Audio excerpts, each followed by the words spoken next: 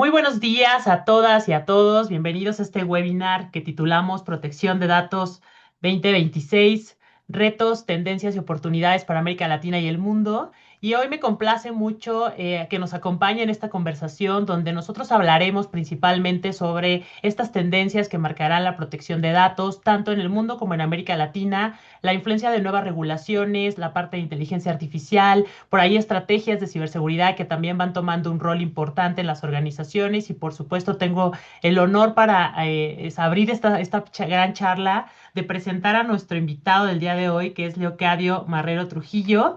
Él es CEO de GRC por 3 y GRC Sin Fronteras. Él tiene una gran trayectoria, es especialista por más de 36 años de experiencia en consultoría estratégica, tecnológica y cumplimiento. Actualmente se desempeña como delegado de protección de datos en España y es director de Diplomado de Privacidad y Cumplimiento de la Universidad de Santiago de Chile. Es instructor en ISACA, profesor en ciberseguridad y cuenta con múltiples certificaciones internacionales de protección de datos personales, seguridad de la información, gestión de riesgos y gobierno corporativo. Además, él es DPO de diversas instituciones profesionales en España y miembro activo de reconocidas asociaciones nacionales, internacionales en materia de ciberseguridad y protección de datos. Y además de todas las credenciales que tiene, Leocadio es una gran persona. Ha buscado difundir la protección de datos personales, información a través de su perfil de LinkedIn, que por supuesto ahorita les voy a dejar su dirección y los invito a que lo sigan. El día de hoy justamente cumple 23,000 seguidores que pues se alimentan de toda esta información que él comparte con mucha pasión. Entonces es un gran profesional, un gran amigo y un colega que ha buscado unir en América Latina, en Iberoamérica, llevando este conocimiento, uniendo esta pasión y estoy muy agradecida contigo de que estés el día de hoy en esta charla de Todo PDP Talks abriendo este 2026, Leocado. Bienvenido a este espacio. Muchísimas gracias, mi querida Miriam. Es para mí un placer eh, estar aquí y compartir este ratito de pasión y de ocupación, que también nos dedicamos a esto, evidentemente, pero independientemente, siempre digo, del plano racional, está el plano emocional, ¿no? Porque al final, quienes nos dedicamos fundamentalmente al mundo este de la convergencia entre la seguridad, la auditoría, la gestión, la gobernanza, eh, y lo hacemos desde la visión humana, desde la visión de la privacidad y la protección de datos como elemento común. Si no lo hacemos con corazón, estamos como muy desorientados. Y yo creo que al final es uno de los caminos más hermosos en los que podemos desempeñarnos profesionalmente y probablemente en el que nos encontremos con las personas más maravillosas a nivel profesional. Así que un placer inmenso, Miriam, compartir este espacio de humanismo digital contigo. Muchísimas gracias y voy a platicar una breve introducción porque lo que queremos, por supuesto, es escuchar a Leo y platicar un poco del contexto, sobre todo en el caso del 2026, implica varios retos que al final venimos arrastrando de varios tiempo y particularmente voy a referirme a algunos datos que me parecieron muy interesantes de un documento de ISACA que justamente hablaba de que tenemos un gran desarrollo tecnológico, tenemos retos de cumplimiento importantes, por ahí la IA pisándonos los talones en muchas cosas que se tienen que normar y que al final se han dejado un poquito atrás. Y en ese mismo documento que publicó Isaka, que se llama State of Privacy, les voy a dejar la liga para que lo lean con detenimiento, ellos nos dicen, tenemos todos estos retos, pero estamos reduciendo las personas que se encargan de ayudar al cumplimiento. Y eso, por supuesto, pone sobre la mesa que tenemos menos recursos que nos ayuden a poder cumplir e implementar estas acciones. Tenemos normas que cambian. En el caso particular de México y quienes nos escuchan de México, pues hemos tenido cambios radicales con respecto a la formación de las autoridades que tutelaban este derecho y eso impacta, por supuesto, en todas las estrategias de cumplimiento que tenemos, ¿no? Y también nos enfrentamos a un escenario y nos va a platicar seguramente Leo con mayor detalle sobre estos cambios en el ómnibus que propone en el ámbito de europeo y que por supuesto puede tener influencia en muchos marcos latinoamericanos, ¿no? Entonces, creo que tenemos una etapa interesante donde hay que revisar qué está pasando en el mundo, cómo la IA nos impacta en todo lo que nosotros estamos generando y sin duda pues ver que la privacidad ya no es algo que es reactivo, debe ser un pilar fundamental dentro de nuestra estrategia de cumplimiento. Ya no es un checklist, sino se traduce en acciones concretas que tenemos que acoplar en nuestra estrategia organizacional y, por supuesto, estar preparados a este desafío, ¿no? Entonces, ahí quise hacer de manera muy general este contexto para comenzar preguntándote, Leo, ¿cuál ha sido el ritmo del cambio normativo que tú has percibido en esta materia de protección de datos en los últimos años y qué tú puedes visualizar o que nos puedas compartir para este 2026 esperar en cuanto a nuevas leyes, actualizaciones de los marcos existentes u otros marcos que pudieran influir en esta materia?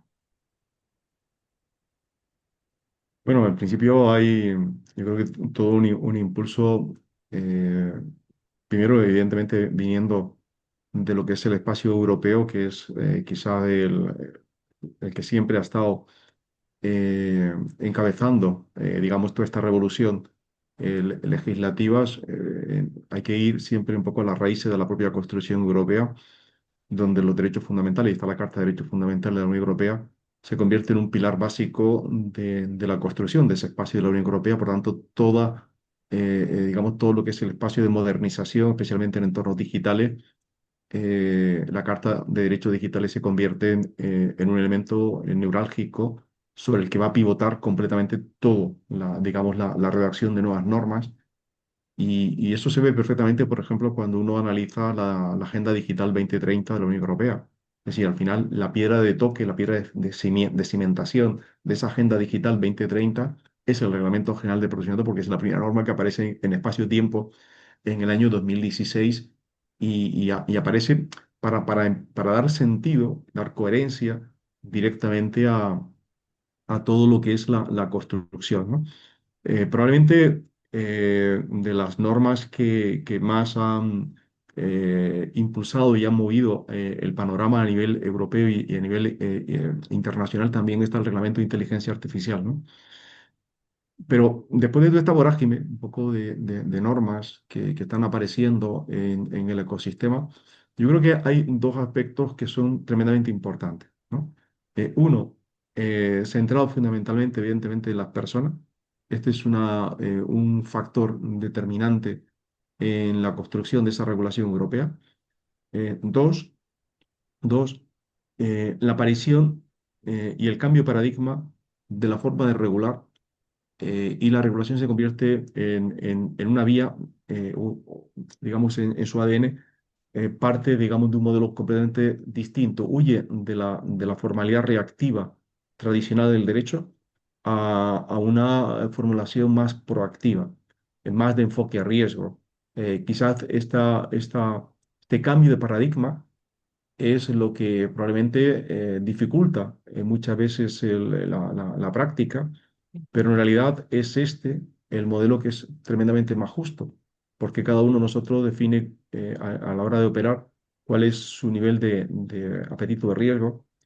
Y como digo yo, no hay dos organizaciones iguales, por tanto, siempre que estamos en modelo de checklist, en modelos más reactivos, lo que se produce es en teoría una igualación de responsabilidades, sin embargo un desequilibrio en la forma de cumplir directamente, con lo cual es tremendamente muy fácil, por ejemplo, para una gran empresa, tremendamente difícil para una empresa pequeña, ¿no? Ujú, Entonces, porque el modelo es muy igualitario, pero se convierte en un elemento, digamos, de injusticia en la forma de ejecutar el tema. Sin embargo, al centrarnos en un modelo de enfoque a riesgo, lo que se produce es, de verdad, un modelo, una forma mucho más simétrica de aplicarlo, ¿no? Es evidente que las grandes organizaciones siguen teniendo mayor capacidad que las pequeñas, pero las pequeñas no tienen que igualar a las grandes. Ahí está el elemento diferencial.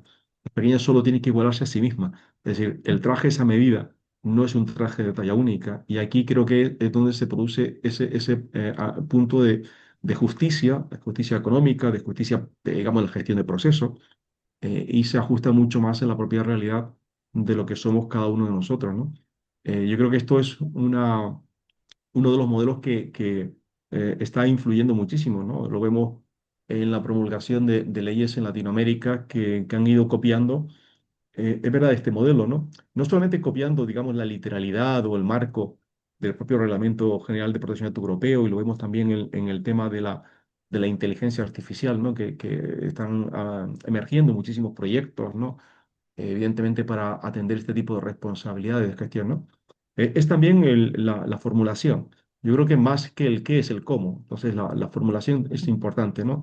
Esto se ve, por ejemplo, en la promulgación y en el año 2021 de la ley de Ecuador, por ejemplo, hasta, por ejemplo, bueno, el año 2020, por ejemplo, la ley de Brasil, hasta la última, que es la de Paraguay, que ha entrado pues hace bien poquito, que por cierto es una muy buena norma, muy buena norma. Tengo pendiente ahí un post para escribir en relación a Paraguay, porque tiene algunos elementos en su, digamos, en su ADN interior, en algunos elementos de los que a mí personalmente me encanta, me llama mucho la atención en la que es muy ejemplar y va mucho más allá de la propia exigencia, por ejemplo, del modelo europeo, ¿no? Entonces, son detalles que tú dices, bueno, si Paraguay es un país pequeño, que lo más probable es que se intentase, siendo su primera ley, pues una norma más ajustadita a la realidad del país, ¿no? A su realidad económica, cultural.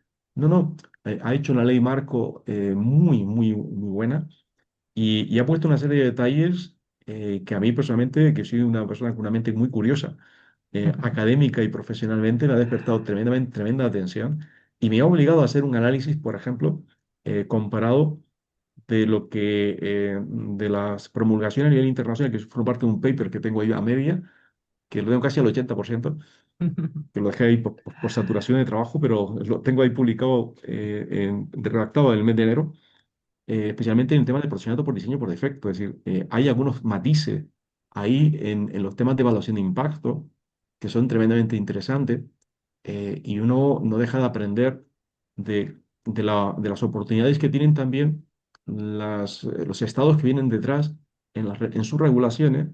Y yo digo, no necesitan necesariamente copiar, ¿no? No hace falta copiar, porque el propio molde eh, que ha impulsado todo este cambio a nivel internacional, que es el propio Reglamento General de Procedimiento Europeo, tiene deficiencias. Entonces, hombre, vamos a hacer 10 años de la aplicación, de la entrada en vigor del Reglamento Europeo.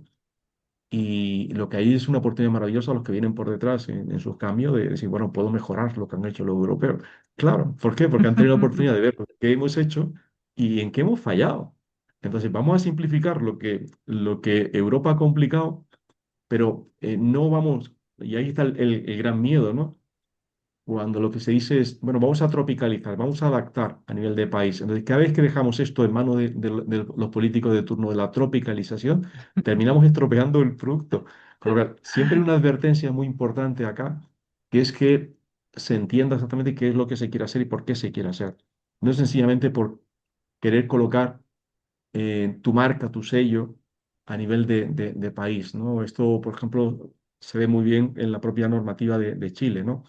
O sea, la tropicalización ha sido tan brutal que la norma es bastante imperfecta, ¿no? O sea, yo digo cariñosamente, lo he dicho en Chile, probablemente de todas las normas recientes, en los últimos 5 años o 6 años en LATAM, pues probablemente es la peor norma de todas.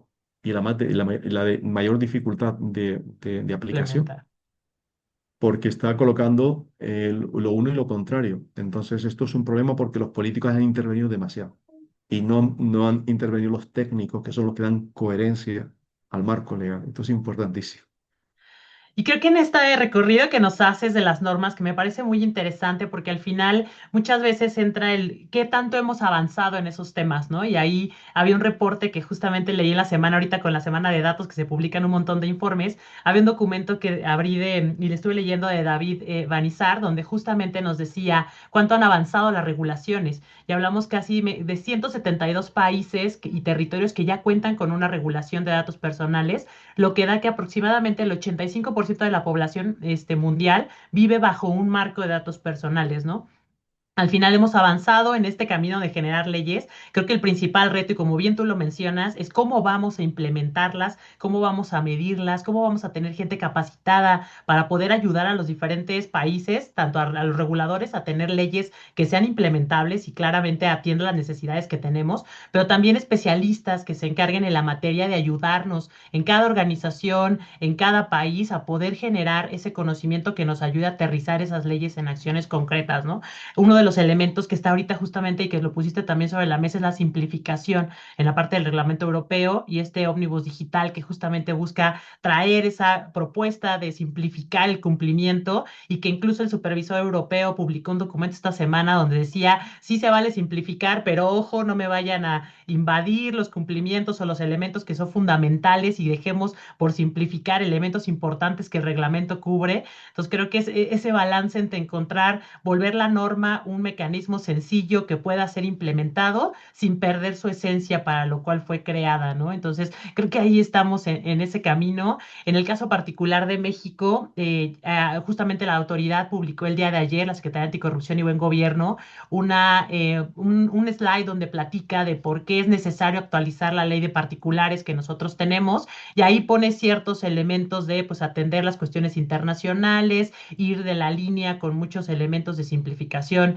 que ya se tiene estandarizado por ahí, que hablaba sobre el tema de las tecnologías, que es importante cubrir y que teníamos una ley obsoleta que tuvo cambios mínimos en 2025. Entonces creo que México va sobre esa misma línea de tener una nueva ley y esperemos logremos esa actualización hacia este tema tecnológico que tanto se necesita, ¿no? Y hablando de esta parte de tecnología, me gustaría preguntarte, Leocadio, cómo la regulación de inteligencia artificial está influyendo en estas obligaciones de protección de datos y qué significa esto para las organizaciones. Bueno, la IA ha llegado y ha tirado la puerta. O sea, la IA ha llegado y nos ha dado un baño de realidad a todas las organizaciones, ¿no? Eh, ya en el año 2024, por ejemplo, ya que ha hecho referencia a ISACA, sacó un paper, creo que 2024, 2025, creo que es 2025, eh, muy interesante que ponía, digamos, negro sobre blanco. O sea, yo creo que desnudaba un poco la realidad de lo que todos intuíamos, pero no teníamos indicadores, ¿no? Que lo reflejasen, ¿no? Y es que efectivamente la IA está dentro de las organizaciones, todas, grandes y pequeñas, ¿no? Hoy, como comentaba, ¿no? Nuestro querido Daniel Fernández, en uno de sus posts, ¿no? Todos estamos utilizando, ya sean de pago, free o freemium, o sea, ya en cualquiera de las distintas versiones la estamos utilizando, pero la realidad es que las organizaciones la están sufriendo en su interior. Y digo correctamente, la están sufriendo porque no la están gobernando. Este es el gran problema y ese es el gran desafío. Entonces, al final yo creo que tú comentabas antes una cosa que creo que es muy interesante. El problema no está solo en regular, sino que la regulación es imposible bajarla a la realidad, digamos, del cumplimiento si no tenemos gente formada. Y lo que se está produciendo es un desbordamiento de la regulación eh, y una incapacidad, una saturación de aquellos profesionales que nos hemos desbordado. Y nos hemos desbordado porque necesitamos ampliar más nuestro nivel de competencia, no solamente conocimiento, sino de competencias, para poder hacer frente a ello. Y digamos, el nivel de reclutamiento de soldados que vengan por detrás a ayudarnos aquí es muy poco. Y ahí es donde se puse el gap, ¿no? Y yo siempre digo que aquí esto es lo más parecido a la película 300, ¿no? Con Leónidas, los espartanos en el estrecho de las Termópilas y delante un ejército de 1,5 millones de persas encabezado por el rey Jerjes. Es decir, son muchos los que están en contra y muy poquitos los que estamos en el área de defensa.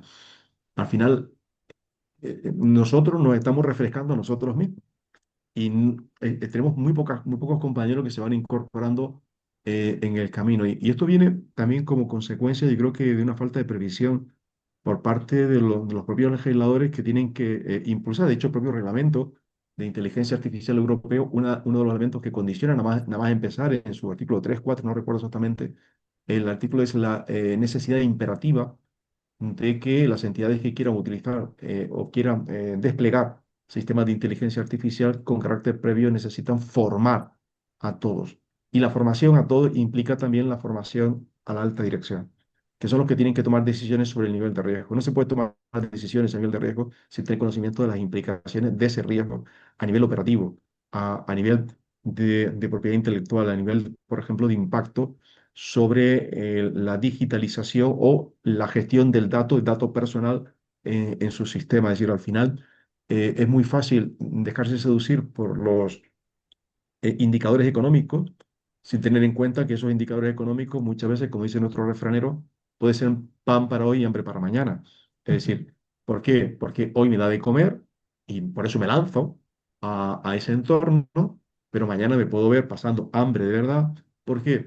Porque voy a pagar un precio reputacional inmenso, me voy a enfrentar a incumplimiento, voy a perder posibles contratos con terceras partes porque me van a evaluar en el onboarding de candidato a esa cadena de suministro, me van a evaluar como un candidato no deseable porque he sido un incumplidor manifiesto y al final se convierte en hambre y en hambruna a medio y largo plazo. Y esto a mí me gusta muchas veces expresarlo en datos. Me gusta hablar de datos y de datos económicos cuando hablo a la dirección. Entonces, a mí no me gusta hablar de regulación de inteligencia artificial o de regulación de protección de datos, por ejemplo, o de regulación en materia de ciberseguridad con alta dirección. Ya eso están los juristas, están los compañeros de legal, que son los que se encargan de trasladar el miedo a la sanción. A mí me gusta hablar de datos económicos, es decir, esa es la realidad que pega duro a la alta dirección, es decir, cuánto vas a ganar o cuánto puedes perder por no gestionar económicamente este riesgo económico, este riesgo financiero que implica la gestión del riesgo legal, del riesgo de privacidad, del riesgo de ciberseguridad. Esta es la parte importante, porque si no tenemos esto, eh, creo que perdemos un poco la secuenciación, ¿no? A mí hay una cosa que me gusta mucho, por ejemplo, de la regulación de NIS europea, y especialmente la transposición que hubo ya hace 5 años a la regulación española de NIS y luego ahora con NIS 2 también, y es que se exige formación acreditada a la alta dirección. Es decir, la alta dirección de una infraestructura crítica no puede tomar decisiones sencillamente siguiendo criterios económicos a la hora de valorar o no la decisión en materia de ciberseguridad. Es decir, ya no basta con que el CISO se siente en la alta dirección. Eso es importante. El problema es que el resto de los que forman parte del directorio no tienen formación y están tomando decisión sobre algo que no conocen. Entonces, puede ser que den prioridad al negocio en vez de entender la carta más importante, y es que la seguridad de esa infraestructura crítica afecta a la seguridad de un país Ujú. entero. Entonces, cuando la regulación entiende eso, le dice a cada uno de los miembros de la Junta, tenéis que formar y tenéis que acreditar la formación continua en materia de ciberseguridad para poder tomar decisiones que afectan a la seguridad nacional. Esto es un cambio de chip importantísimo. ¿Por qué? Porque empieza el cambio de arriba hacia abajo. Con lo cual se puso un cambio en la cultura de las organizaciones tremendo. Ya no es que tú le des posición al CISO, es que en realidad todos los miembros del directorio son unos mini CISO dentro de la organización porque Ayuda. tienen que entender de riesgo cibernético. Yo creo que esto es un cambio sustancial. ¿Vale? Hasta ahora vivimos de la economía de datos, vivimos del impulso de la transformación digital, pero no hemos querido entender el riesgo de esa transformación digital, que han colocado en esa matriz de probabilidad de gravedad el riesgo más importante, y eso están todos los indicadores puestos ahí, el que se ha disparado es el riesgo de ciberseguridad y el riesgo de protección de datos personales, ¿no? Que se ha ido a la parte extrema de la matriz, ¿no? Impulsado, evidentemente, por la transformación digital, que nos permite generar mucho más recursos, pero el riesgo que se ha abierto es esto. Entonces, ¿qué significa esto? Que, bueno, yo puedo entender que es un riesgo ilícito, que lo debo gestionar, que voy a ganar mucho dinero con el impulso de la transformación digital, pero también tengo que aceptar la responsabilidad de ese riesgo. Y no puedo decir que ese riesgo no es mío. Eso lo vemos en los bancos, Mm. por ejemplo. En los últimos 20 años, los bancos han reducido el número de sucursales físicas. ¿En qué número? que han reducido el número de empleados que tenían contratado. ¿Por qué? Porque han basado su modelo en el proceso de transformación digital. Nosotros, los usuarios, los clientes, ahora le hacemos el trabajo al banco que el banco nos hacía a nosotros. Se lo hacemos nosotros.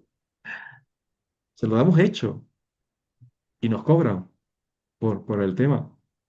Y resulta que muchos bancos se han puesto de perfil cuando a un usuario de banca ha sido víctima, por ejemplo, de ingeniería social y ha sufrido un fraude financiero en su cuenta. Si no es su responsabilidad suya, usted tiene que tener el token del dispositivo.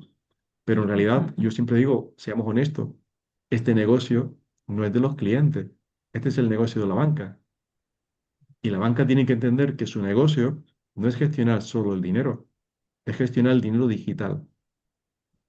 Es entender eso en un modelo de economía digital en el que tiene que ser responsable del sistema en el que está, digamos, empaquetando o custodiando perimetralmente ese dinero digital, ¿no? Igual que lo era en las sucursales físicas, encargarse de la custodia física, del traslado del capital a través de vehículos blindados, ¿no? Y de fuerzas de seguridad.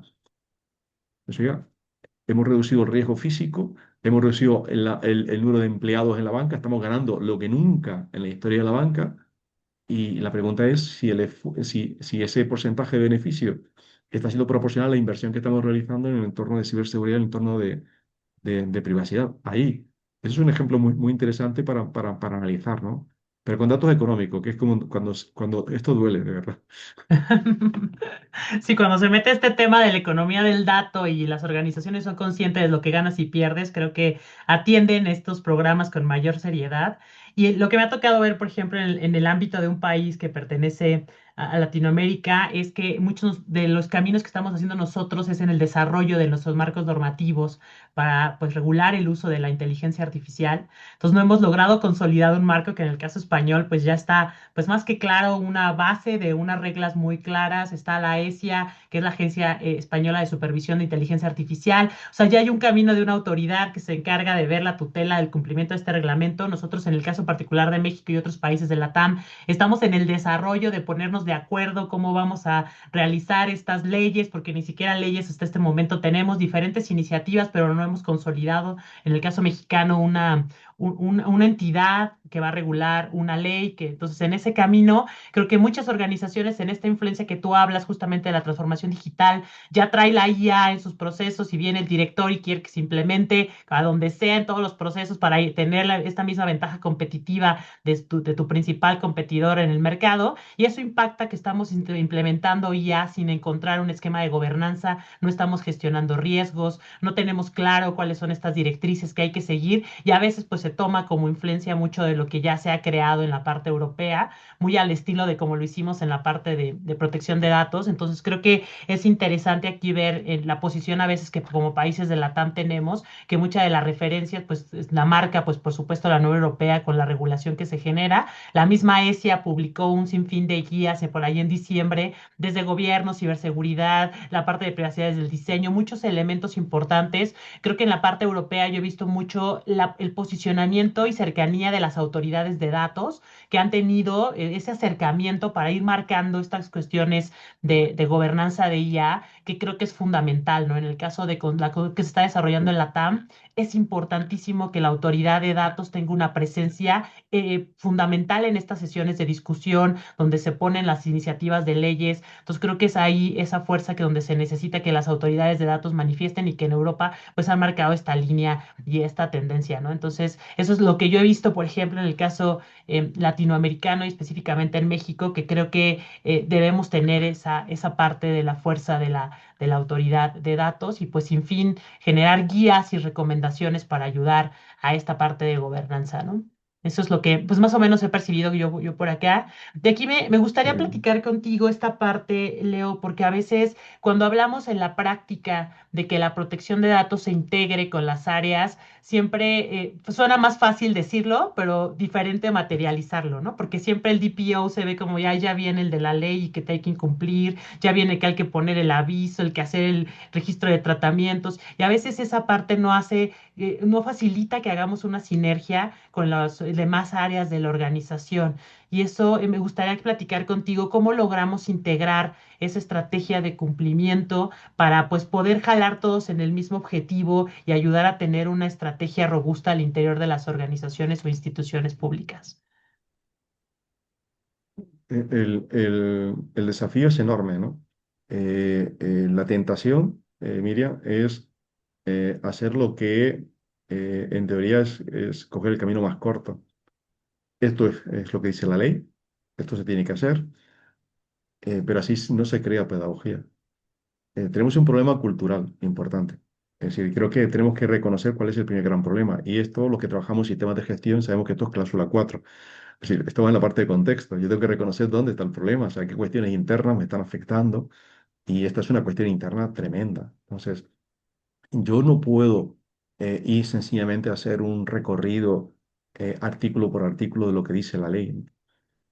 Por eso yo soy bastante rebelde en la forma, digamos, de enseñar las normas, inclusive cuando el auditorio es profesional, ¿no? Mi visión es centrarme especialmente en las personas y a partir de centrarme en las personas es centrarme directamente luego en la norma, ¿no? Recuerdo una formación hace algunos años que di en la isla de Tenerife. eh, la empresa cerró completamente todo lo que son las actividades, se reunió a todo el personal, todo, directivos, no directivos, todos en la sala para la reunión. Había un espíritu de queja, nadie quería, ¿por qué estamos aquí para hablar de protección de datos? No tiene sentido ninguno. La directora financiera me dice, oye, Leo, ¿cuánto tiempo vas a estar? Le digo, 2 horas, dice, no lo puedo hacer en 30 minutos, por amor de Dios. Eso es ley nada más. Le he dicho, no, igual va a ser poco.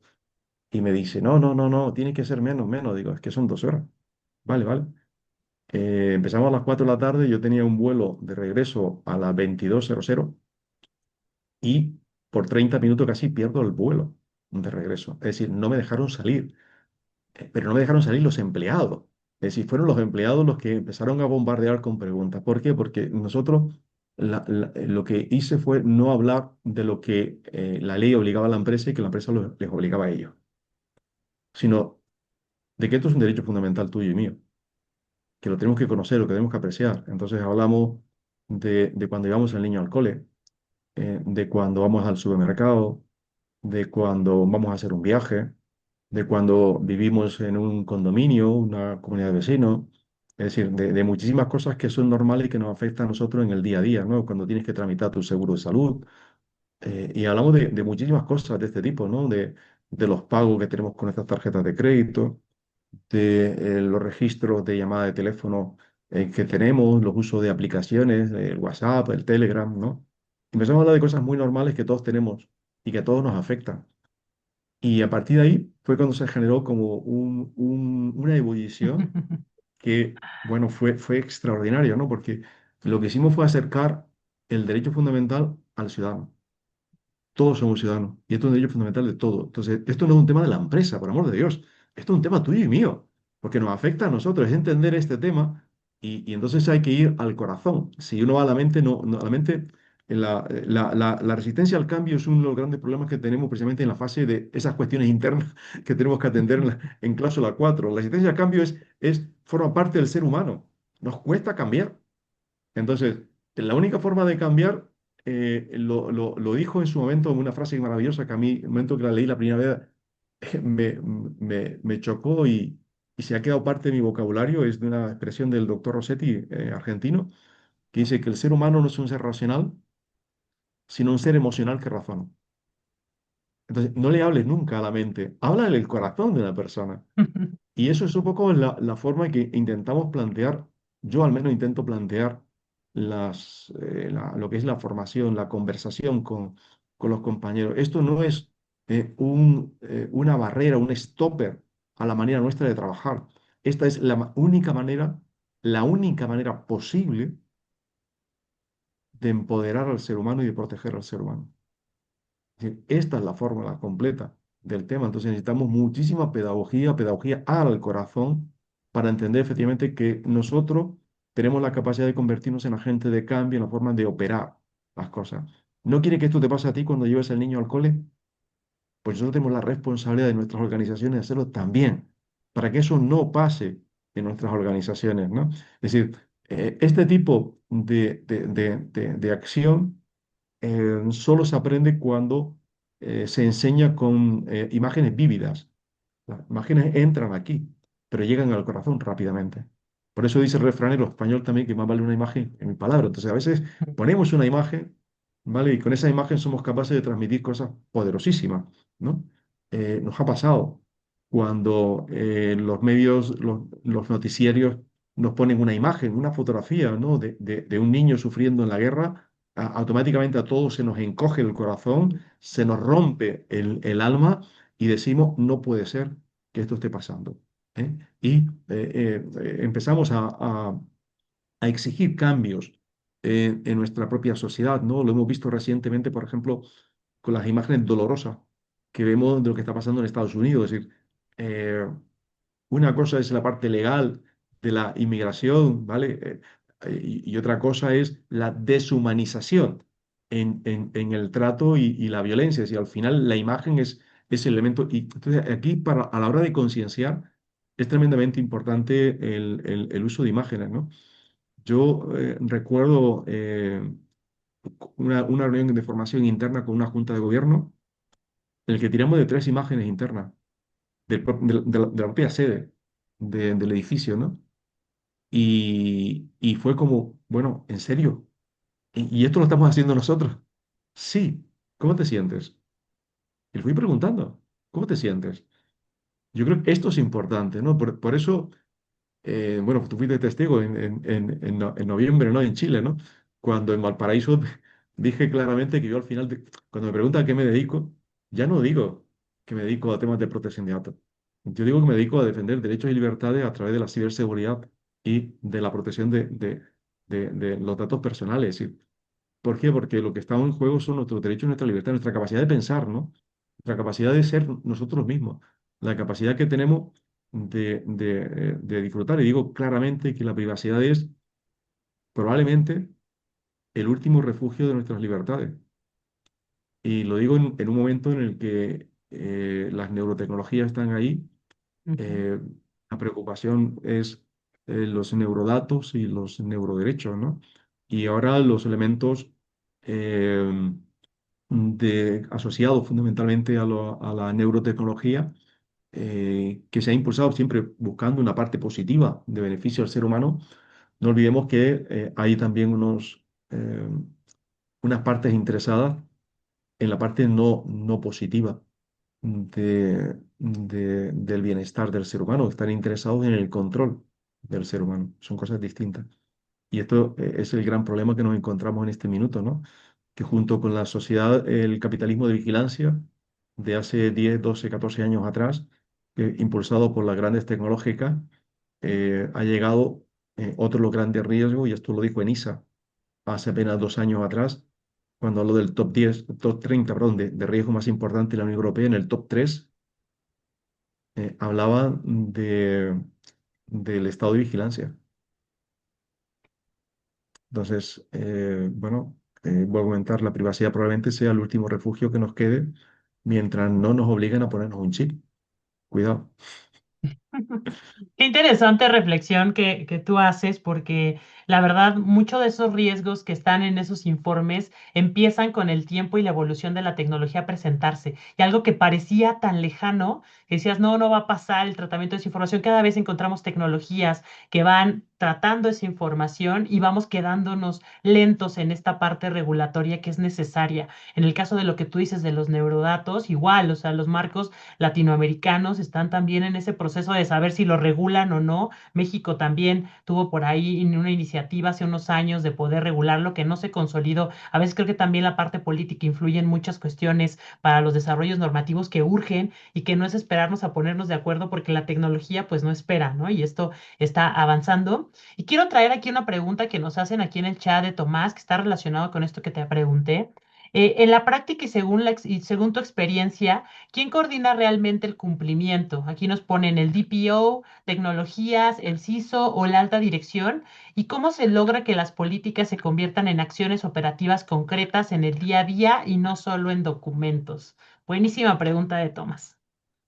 Sí, Tomás pone el dedo en la llaga, como decimos acá, ¿no? Meter el dedo, me está metiendo el dedo en el ojo, literalmente, ¿no? Voy a apuntar hacia uno de los elementos que él comentó. Esto es un problema de alta dirección. Entonces, no olvidemos, ¿no? Al final de ese análisis de contexto viene la parte de liderazgo. Entonces, es una decisión de alta dirección que tiene que asumir, entender efectivamente cuáles son sus cuestiones internas y externas, tiene que entender evidentemente cuáles son esas partes interesadas internas y externas, y a partir de ahí, determinar la propia naturaleza de su actividad y tomar decisiones. Esto es un problema de dirección. Entonces, luego en la dirección tendrá que asignar roles y responsabilidades, y esta no es una responsabilidad solo del de protección de datos. Esto es un gravísimo error. Los DPOs no somos ni Superman ni Superwoman.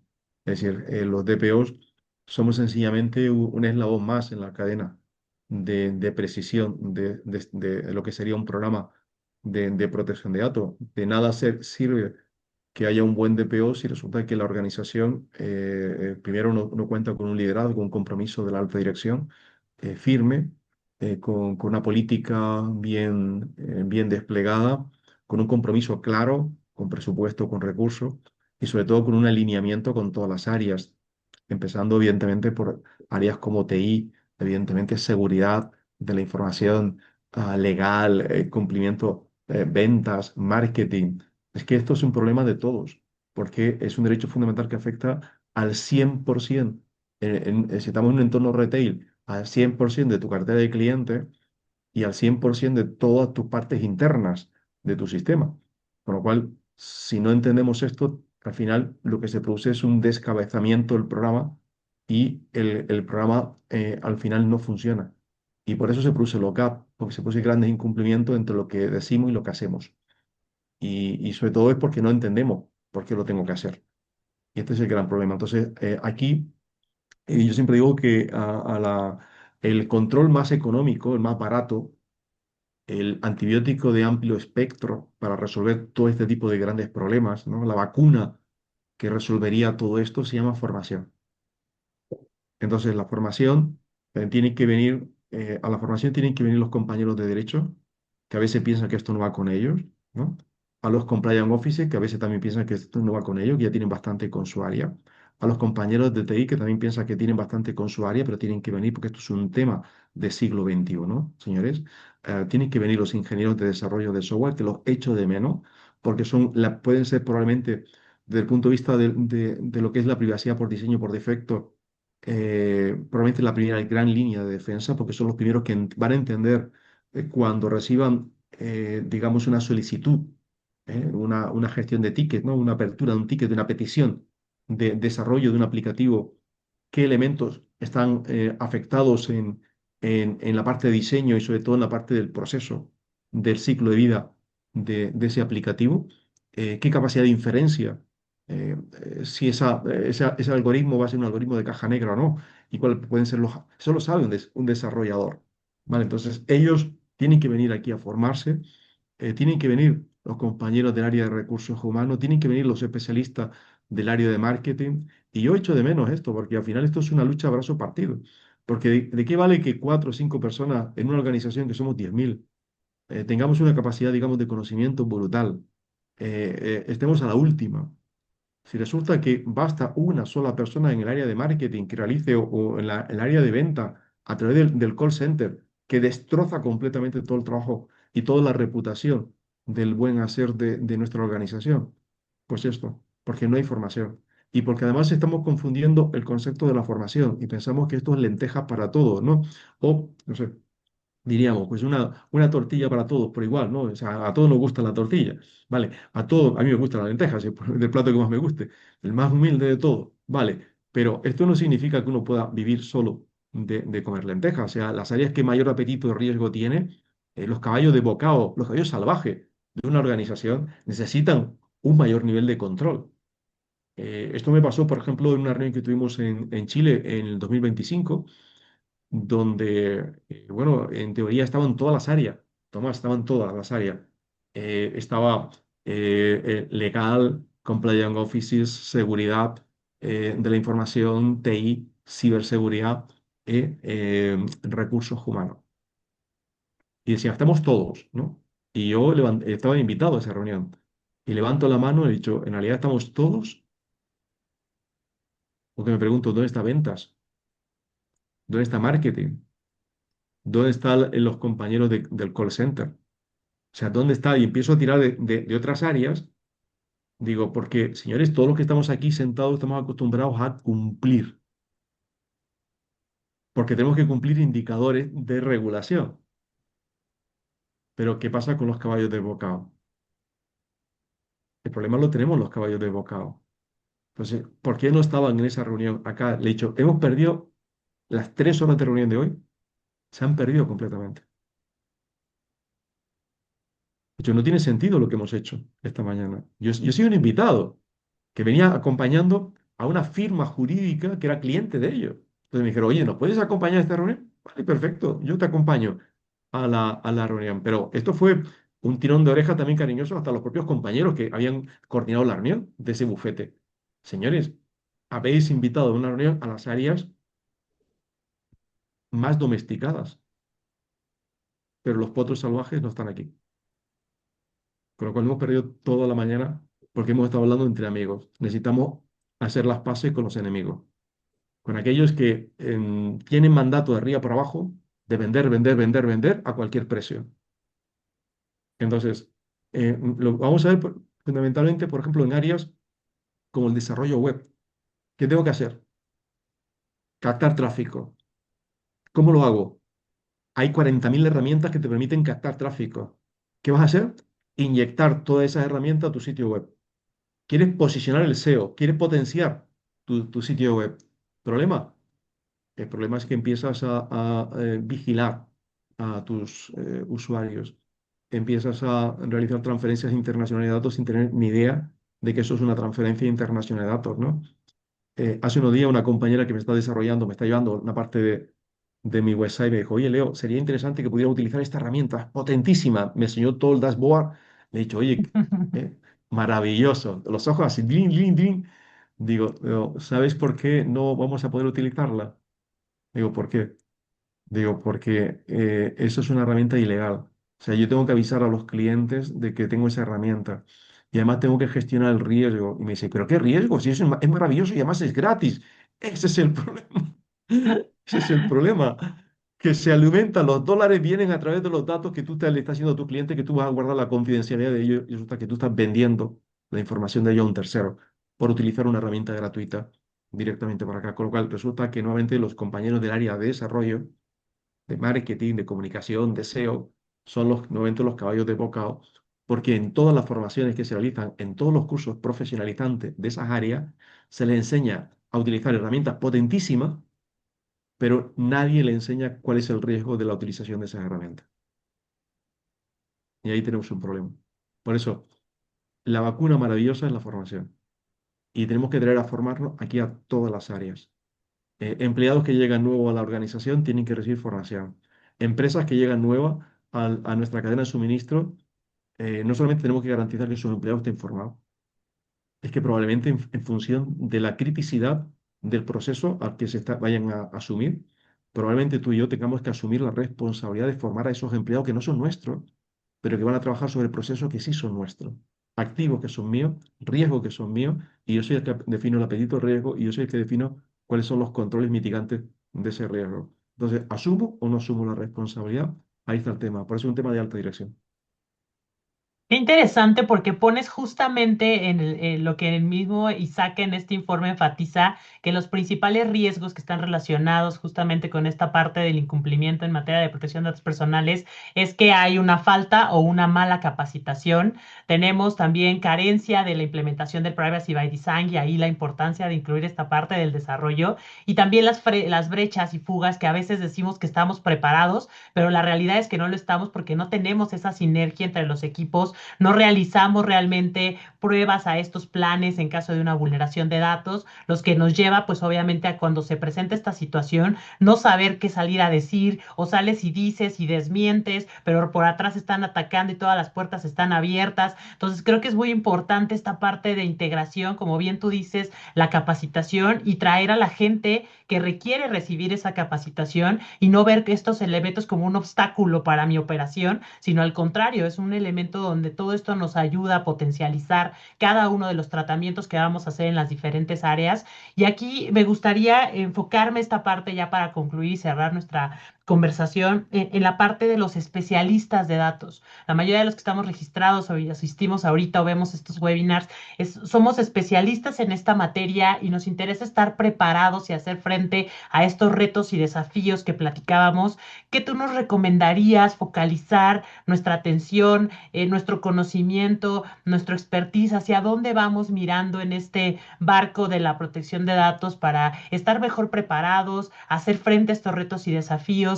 ¿Qué tú nos recomendarías poner atención o foco como especialistas en esta materia, Leo? Bueno, yo llevo mucho tiempo predicando en el GRC, o sea, el Gobierno Riesgo de Cumplimiento, como probablemente el elemento que mayor grado de sensatez pueda dar directamente a los programas de protección de datos, ¿no? Es decir, el modelamiento a través de las tres líneas que impulsa de hace mucho tiempo el Instituto de Auditores Internos y evidentemente el modelamiento a través del GRC creo que es el enfoque mucho más adecuado en materia de protección de datos. Debo comentar lo que tenemos que es que adaptar la regulación a lo que somos nosotros como organización.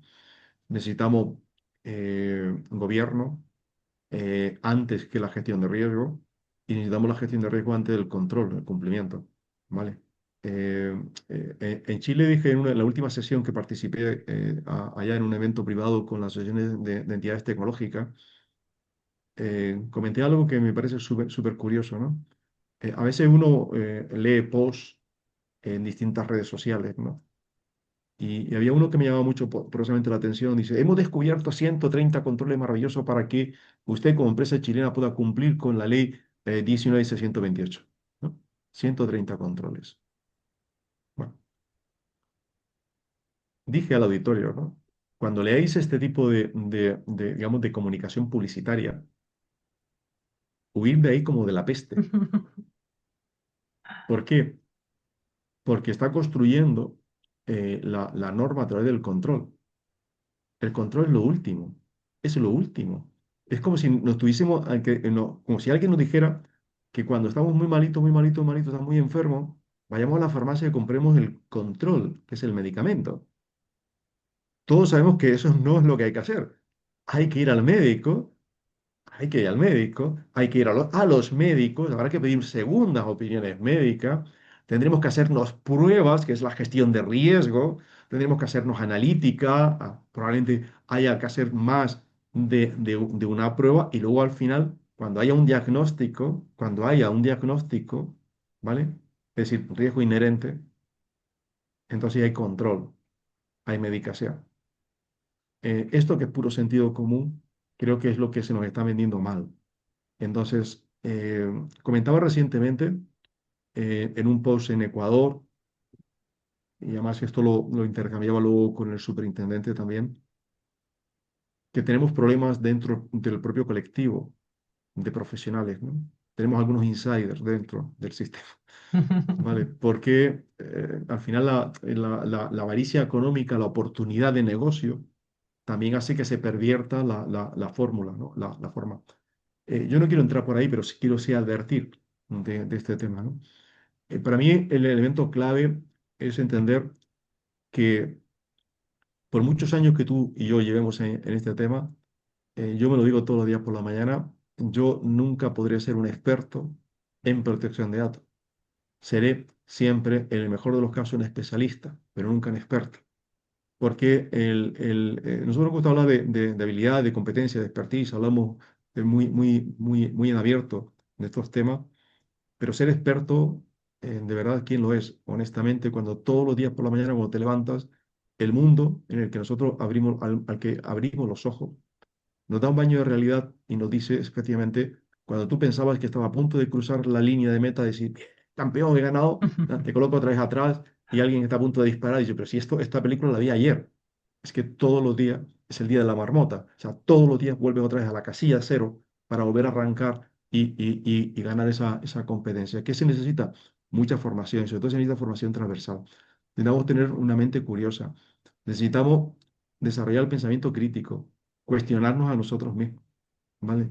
Entonces, cuando alguien se cuestiona a sí mismo, es cuando tiene capacidad de crecimiento, porque pone en duda lo que sabe. Entonces va a buscar el conocimiento y sobre todo va a escuchar a otros compañeros. Y yo creo que esto es lo más bonito de esta profesión. Tenemos tan buenos compañeros y tantos compañeros que de manera tan generosa y altruista comparten lo que saben, lo que sienten y lo que han vivido, que nos dan un baño de realidad a todos nosotros cada día. A veces son pequeños detallitos de nada, pero esos detallitos son auténticas joyas, ¿no? Al final, son esos detalles cuando tú los pones en valor, como la vida personal, la vida marital, en pareja, ¿no?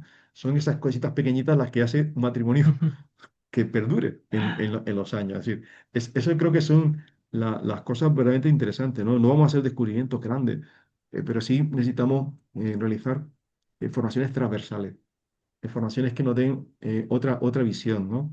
No siempre crecer en la vertical del tema. Por ejemplo, a los abogados les cuesta mucho meterse en el mundo de los sistemas de gestión. Los sistemas de gestión son básicos porque nos dan un baño de realidad de los procesos de las organizaciones.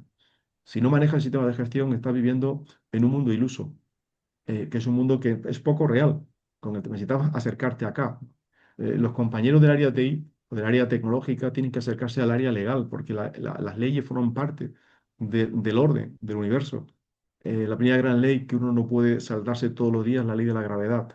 Entonces, vivimos en entornos marcados por leyes, que son leyes naturales, con las que las tenemos al día a día, uno no salta al vacío. Entonces, porque hay una ley de la gravedad, y dice, yo es que yo me voy a revelar, no la quiero tener en cuenta, estoy harto de la ley de la gravedad, ¿no? O sea, no, eso nadie se le ocurre, solo alguien que ha perdido el juicio, ¿no? Entonces, nosotros queremos ser personas sensatas y tenemos que entender que efectivamente hay normas y estas normas tenemos que entenderlas, ¿no? Y que estas normas no vienen a dificultar nuestra capacidad de toma de decisión en el mundo de la ciberseguridad, sino que vienen a ayudarnos a aplicarla de forma correcta.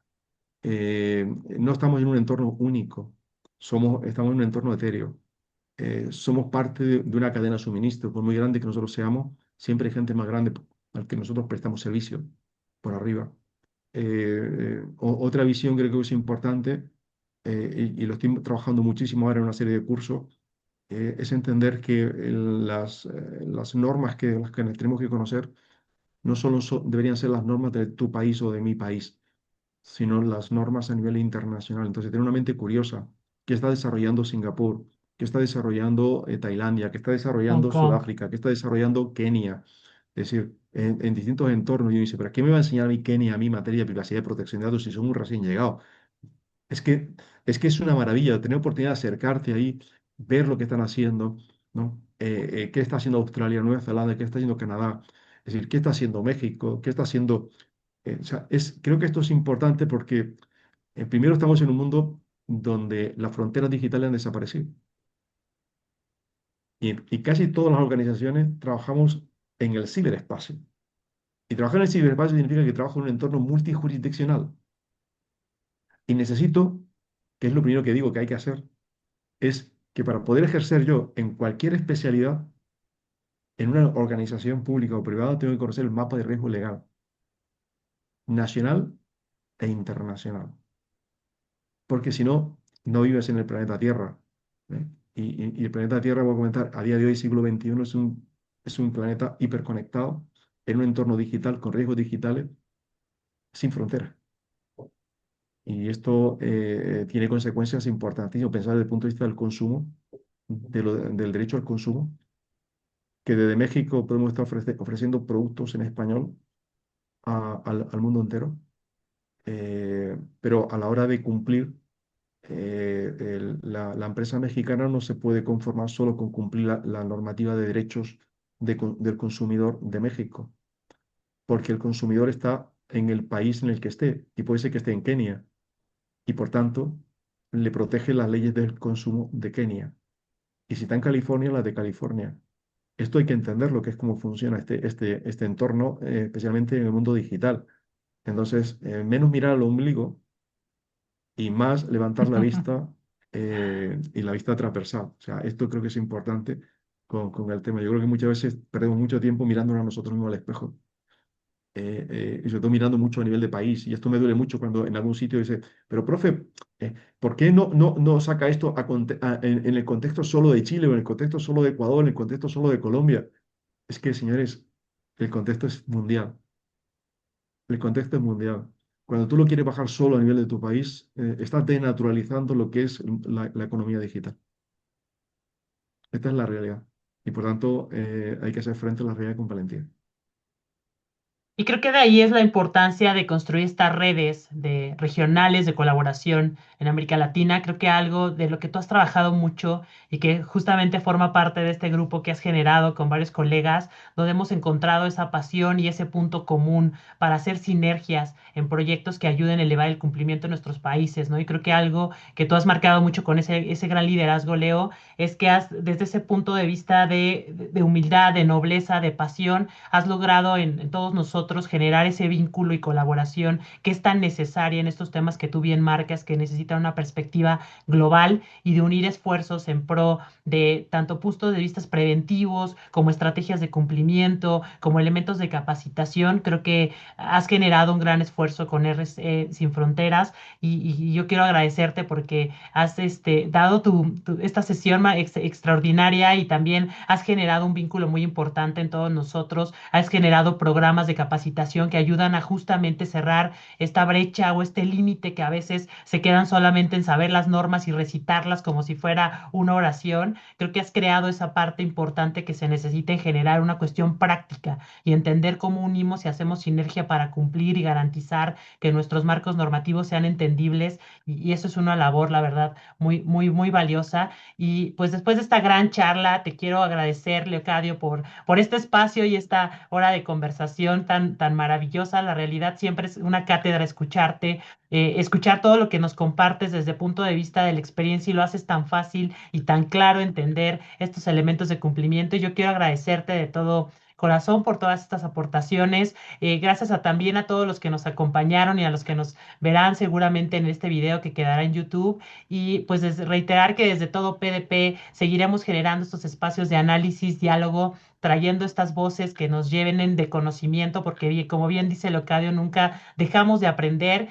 y la realidad eso nos nutre cada vez más en este reto y desafío que tenemos en esta parte de las organizaciones y las instituciones o en cualquier labor que nosotros estemos realizando. Es importante siempre ir generando este conocimiento nuevo y fresco que nos mantenga vigentes y les agradecemos mucho acompañarnos en esta edición. Los esperamos en la próxima Todo PDP Talks del mes de marzo con el tema de violencia digital y la protección de datos personales. Que tengan un excelente día y muchísimas gracias por acompañarlos. Leo, de todo corazón, muchísimas gracias por este espacio. Un placer, un abrazo y feliz de estar aquí compartiendo con todos ustedes.